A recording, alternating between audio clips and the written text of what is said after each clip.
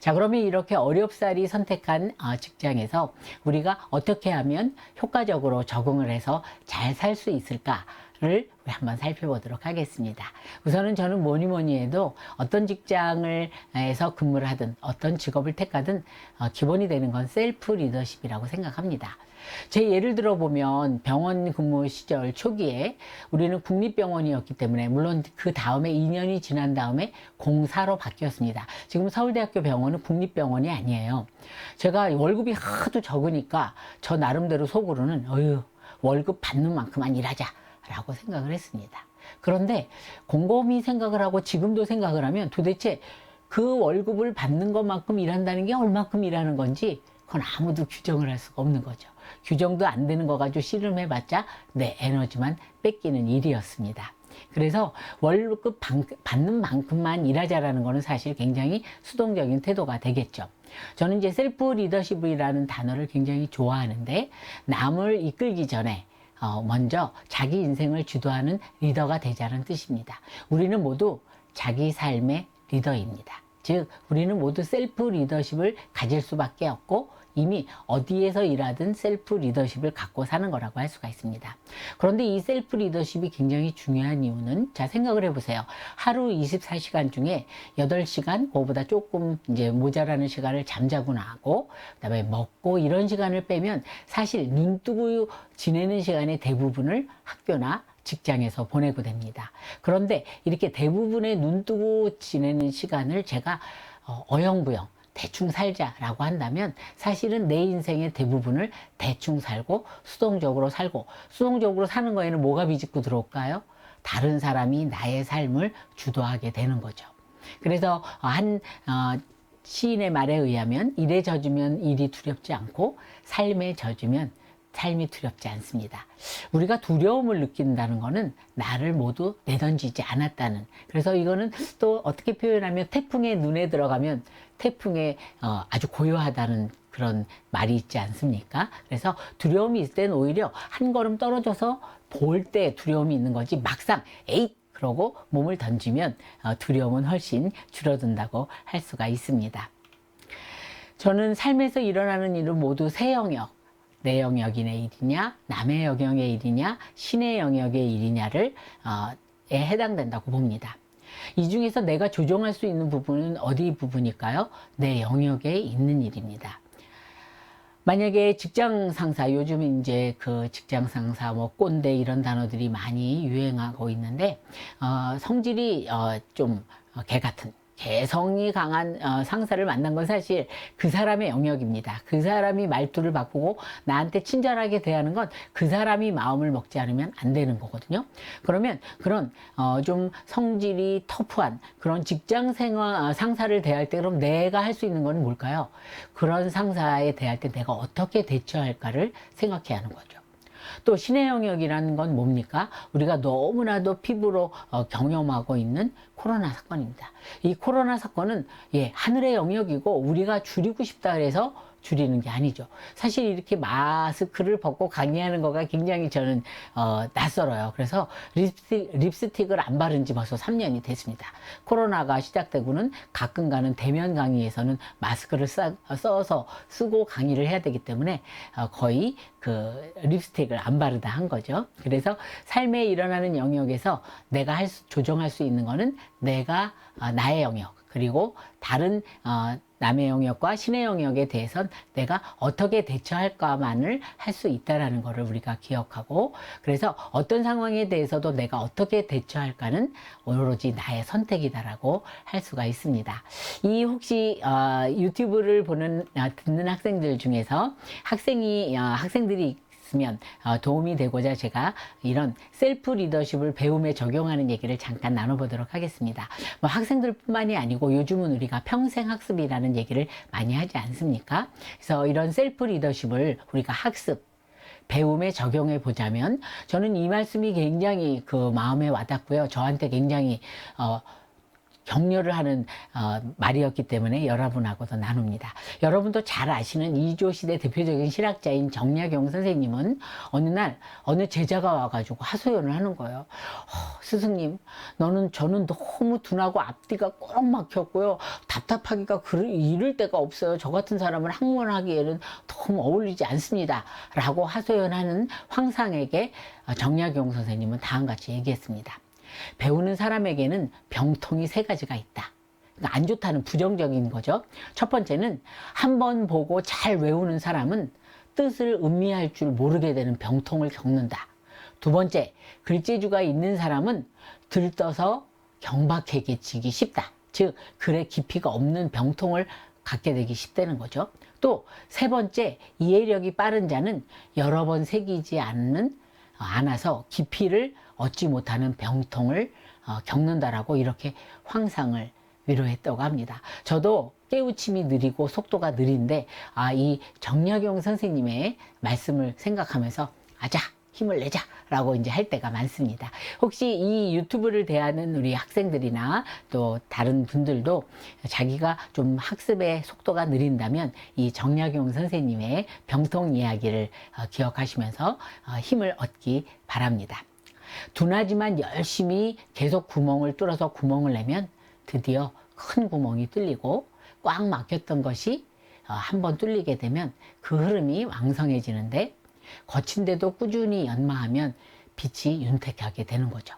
학문의 왕도는 뜻을 세우고 끝까지 노력을 경주하는 데 있다라는 가르침입니다. 그래서 많은 우리가 공부를 할 때 공부는 머리로 하는 게 아니고 뭐로 한다 그럽니까? 엉덩이. 얼마나 오래 붙어 앉아서 공부를 하느냐가 성패를 좌우한다라고까지 얘기를 할 수가 있습니다. 자기 주도적이 되기 위해서는 우선 자기를 잘 알아야 되고요. 그래야 좋아하는 것, 잘하는 것, 자기 스타일에 맞춰서 계획을 세울 수가 있습니다. 자기를 잘 알기 위해서는요, 머릿속으로만 생각하면 잘 몰라요. 내가 어떤 뭐를 좋아하는지. 그래서 선택의 기회를 많이 가져야 됩니다. 예를 들면 내가 어떤 형의 이성을 좋아하는지 모르겠다. 그러면 여러 번 만나봐야지 내가 생각하기에는 잘생긴 남자를 좋아했는데 나는 생긴 거는 별로구나. 그죠? 나하고 말 통하는 게 제일 중요하네. 이렇게 깨달을 수가 있는 거죠.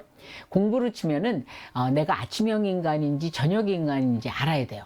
아침형 인간인데 친구가 저녁형 인간인 친구가 저녁까지 공부하자 그러면서 12시까지 같이 공부하자 그러면 아침형 인간은 완전히 깨박살 납니다. 왜?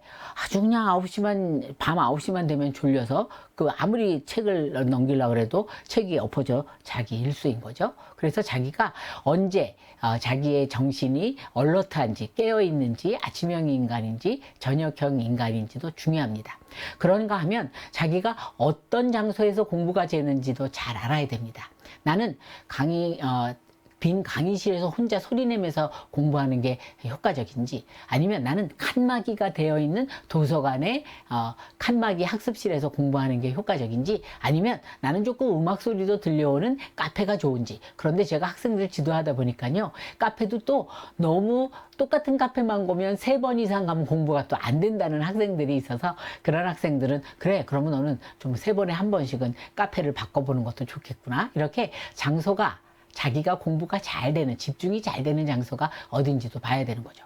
또 학생들을 보면 어떤 패턴으로 공부하는지가 다 다릅니다. 어떤 학생은 친구랑 같이 하면서 서로 물어보면서 공부해야지 효과적인 학생이 있고요. 또 어떤 학생은 남하고 공부하면 그 친구한테 신경이 쓰여가지고 공부 완전히 막 폭망하는 학생들이 있어요. 그래서 이제 공부를 할 때도 장소, 또 시간, 또 어떤 패턴으로 공부하는지가 효과적인 거를 알아야지, 그렇지 않고 자기 시간대와 그 다음에 장소에 안 맞는 학습 방법을 택한다면 삽질하는 거라고 할 수가 있습니다. 자, 그래서 제가 이제 공부하는 효과적으로 하는 거에 조금 더 팁을 드리고 간다면, 한 과목에서 다른 과목으로 옮겨갈 때는 반드시 쉬는 시간을 가져야 됩니다. 한번 물을 마시고 온달지, 화장실을 다녀오고 온달지, 아니면 조금 장소를 달리해서 약간의 스트레칭을 하고 온달지, 이렇게 변화를 주지 않으면 뇌는 먼저 번에 공부했던 거랑 그 다음에 공부하는 거랑 완전히 섞여 버려요. 이거는 그냥 좋은 말로 짬뽕이 아니고요. 음식물 남은 거 모으는 잔반, 음식물 쓰레기와 같아집니다. 그래서 뇌로 하여금 이제는 영어 공부 끝났고 이제는 수학을 할 거야 라는 신호를 주기 위해서 반드시 쉬는 시간, 장소를 옮기든지 스트레칭을 하는 쉬는 시간을 가지셔야 됩니다. 우리가 가끔 이제 예습이 도움이 되느냐 복습이 도움이 되느냐 그런데 복습이 도움이 되는 건 너무나도 자명한 일이고요. 예습은 어떠냐? 예습도 어려운 과목일수록 미리 다 공부하고 가면 뭐 그럴 시간도 없지만 큰 제목을 공부하고 가는 거는 도움이 된다고 합니다. 왜냐하면 큰 제목만 보더라도 뇌는 그 강의 시간에 그 얘기를 들을 때, 나 이거 아는 건데, 라고 반색을 한다라는 거죠. 그래서 예습도 오늘 배울 범위의 큰 제목을 미리 읽고 들어가는 거는 도움이 된다고 합니다. 어떻게 좀 도움이 되시겠어요? 네. 자, 우리는 앞으로는 학력, 내가 어느 학교를 나왔느냐라는 학력이 아니고 학력. 네. 내가 얼마든지 정규적인 공부 외에도 꾸준히 하는 공부에 따라서 얼마든지 나의 공부하는 힘인 학력은 키울 수가 있고 평생학습이라는 의미에서는 어느 학교를 나왔느냐의 학력보다는 꾸준히 키워갈 수 있는 학력이 더 중요하다라고 볼 수가 있습니다. 자, 이렇게 이제 우리가 공부를 할 때 셀프 리더십, 주도적인 리더십을 갖고 공부도 하고 직장 생활을 한다면 또 그 외에도 효과적으로 직업에 적응하기 위한 전략은 뭐가 있을까요? 뭐니 해도 내가 좋아하는 일을 찾아서 그 일을 한다면 베스트겠죠. 그렇죠? 아까도 말씀드렸듯이 우리가 눈 뜨고 있는 시간의 대부분은 직장에서 또 공부를 하면서 지냅니다. 그래서 세상에서 가장 행복한 사람은 자기가 뭘 좋아하는지 알아서 그 일을 하고 사는 사람이라고 할 수가 있습니다. 대개 한 분야에서 일가를 이룬 사람들은 보면 좋아하는 일을 일찌감치 알아내서 거기에 일로 매진한 사람들이라고 볼 수가 있습니다. 거기에 대표적인 사람으로서는 투자의 기재로 알려진 워렌 버핏이 있고요. 이분은 직장 갈 때 뭐라고 얘기했냐면 일터로 향하는 내 걸음은 탭댄스를 추듯이 가볍다. 나는 일터에 있을 때면 등을 기대고 누워서 천장에 벽화를 그리고 있다고 생각한다. 일은 정말 재미있다. 헐, 이렇게 얘기를 했다고 합니다. 뭐 워런 버핏이 나한테 와닿지 않는다면 우리가 굉장히 좋아하던 2002년에 그 월드컵을 이끌었던 박지성 선수는 뭐라고 합니까? 그라운드 안에 내가 있고 내 안에 그랜드가 있다. 그라운드 있다. 축구가 곧 자기 자신이라는 거죠. 그러면서 또 뭐라 그럽니까? 축구는 내가 살아있는 이유다. 축구가 없다면 나는 없을 것이다. 다시 태어나라도 나는 축구를 할 것이다. 너무 부럽게 그지 없는 거죠. 완전히 축구와 혼연일체가 되는 그런 얘기입니다. 그런가 하면 작년에 반 클라이번 피아노 콩쿠르에서 당당히 1등으로 입상한 천재 피아니스트 이윤찬은 뭐라 그래요? 나는 산에 들어가서 그냥 피아노만 연주하면서 살고 싶다라는 그런 얘기를 했다고 합니다. 부럽게 그지없는 얘기들이죠. 이렇게 우리 주변에는 아주 쉽지는 않지만 이렇게 자기 일과 혼연일체가 되는 사람들이 있습니다. 근데 어떨까요? 대부분은 이렇게 살지 못하는 거죠. 그렇죠? 그래서 대부분은 이제 내가 좋아하는 일 찾지 못했다면 그러면 대안은 있습니다. 하는 일을 좋아하는 겁니다. 세상에서 제일 행복한 사람이 자기가 좋아하는 일을 한다면 두 번째는 자기가 하는 일을 좋아하면 차선이 되는 겁니다. 그래서 독일의 대문호인 괴테는 기쁘게 일하고 해놓은 일을 하고 기뻐하는 사람은 행복하다라고까지 예를 할 수가 있었습니다. 저 같은 경우도 그렇죠. 나도 졸업할 때는 이렇게 고등학교 졸업할 때는 괜찮은 성적으로 졸업했는데 아까도 창피한 얘기지만 해부학에 F 받기도 하고요. 그런데 어쨌든 졸업한 후에 간호사에 대해서 첫 번째 미스테이크, 두 번째 미스테이크, 세 번째 미스테이크라는 표현까지 하면서 힘들어 했지만 간호사로서 수술실에서 근무할 때는 마치 수술실을 위해서 태어난 사람 같다라고 얘기를 들었고 정신과에서 근무할 땐 딱 정신과 타입이라는 얘기를 많이 들었습니다. 아마 제가 일을 할 때는 좋아하는 일이 아니었더라도 이렇게 열정적으로 일을 했기 때문에 가능하다라고 생각합니다. 이렇게 하는 일이 좋아하는 일은 아니었지만 자기가 하는 일을 좋아하기 위해서 제가 팁을 딱 하나 드리겠습니다. 우선 자기 암시가 효과적입니다. 저는 이제 간호학에 취미를 붙이지 못한 성적에 맞춰서 들어왔거나 아니면 취업이 잘 되니까 엄마가 아니면 선생님이 등 떠밀어서 들어온 학생들은 아주 괴로워합니다. 이런 간호학에 취미가 없는 학생들이 면담을 오면 아주 얼굴에 써 있어요. 나는 간호가 싫다. 이렇게 써 있어요. 그 학생들한테 물어봅니다. 너 간호하기 좋으니? 아니라 그래요. 너 등 떠밀려서 들어왔지? 엄마가 등 떠밀어서 아니면 선생님이 등 떠밀어서 들어온다고 합니다. 그래, 그러면 너 저기 자퇴할래? 아니래. 끝까지 다닐 때. 그러면 선생님이 처방하는 거 그대로 따라 할래? 따라 하겠다고 합니다. 제가 근무하던 학교 뒤에는 산이 하나 있었습니다. 계양산이라고. 너 오늘부터 하루에 4번 아침, 점심, 저녁 그리고 잘 때 4번 학교 뒷산을 향해서 나는 간호하기 좋다라고 큰 소리로 외쳐라고 하는 것이 바로 자기 암시입니다. 근데 이때요 속으로 나는 간호하기 좋다 이렇게 외우는 것보다 입 밖으로 소리 내어 외치는 게 더 효과적입니다. 이거는 제가 그냥 하는 얘기가 아니고요. 경영 컨설턴트인 브라이언 트레이시라는 사람이 얘기를 했습니다. 그분은 자기의 저서 나는 꽤 괜찮은 사람입니다라 해서 괜찮은 사람입니다라는 책에서 건성의 혼잣말이 아니라 진지한 혼잣말, 또 더 나아가서는 마음속 혼잣말이 아니고 입 밖으로 혼잣말을 낼 때 훨씬 더 효과가 크다라고 했습니다. 그러니까 공부하는 학생은 자기 전공이 맞지 않으면 자기 전공에 대해서 나는 어떤 전공이 좋다라고 얘기하고, 또 자기 직업에 대해서는 나는 어떤 일을 하는 것이 좋다라고 외치면 그 일이 자기 암시가 되어서 좋아하면서 일을 할 수가 있다고 믿습니다. 또 그런가 하면 유명한 작가인 앤드류 매튜스라는 사람은 행복의 비밀은 자신이 좋아하는 일을 하는 것이 아니라 자신이 하는 일을 좋아하는 것이다 라고까지 얘기를 했습니다. 그런 말을 볼 때마다 비록 내가 좋아서 간호학과를 선택한 건 아니지만 나는 내가 하는 일은 간호를 좋아해서 했으며 그래서 행복한 거 맞구나 라는 생각이 많이 들었습니다. 그래서 이렇게 많이 고민하고 정말 어렵사리 준비해서 선택한 직업에서 효과적으로 일할 수 있기 위해서는 막상 여러분이 선택해서 취업을 해보지만 어떻습니까?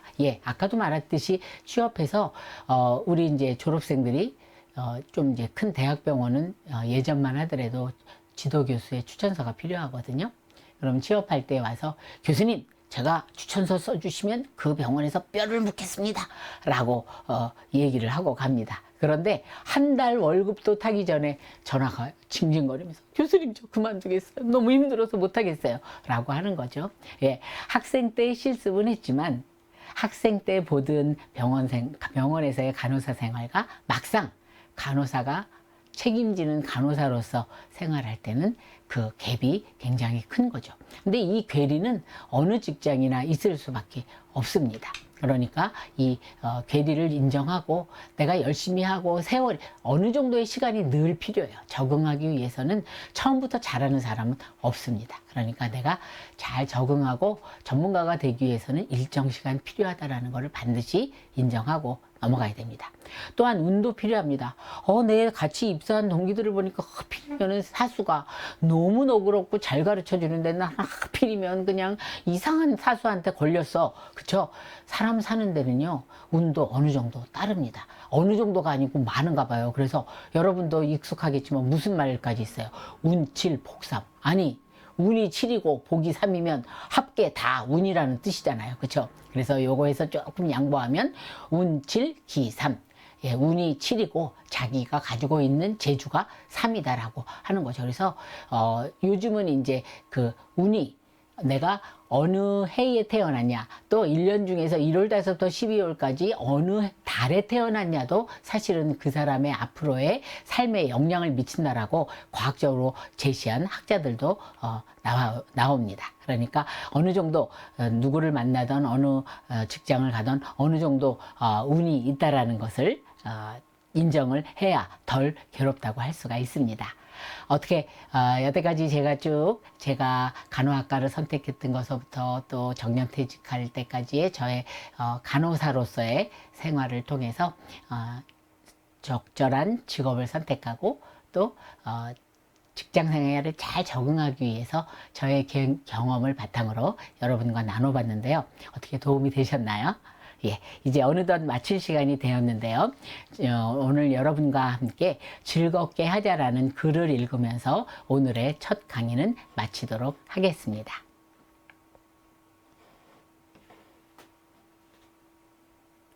PPT.